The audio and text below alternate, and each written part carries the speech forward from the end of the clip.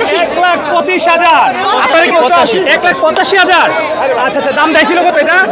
2,30,000। 2,30,000। বাজার কেমন? মোটামুটি বাজার মোটামুটি। করে কিনে খুশি তো ভাই? আলহামদুলিল্লাহ। আচ্ছা আচ্ছা, দর্শক 1,85,000। এটা কত? এটা কত?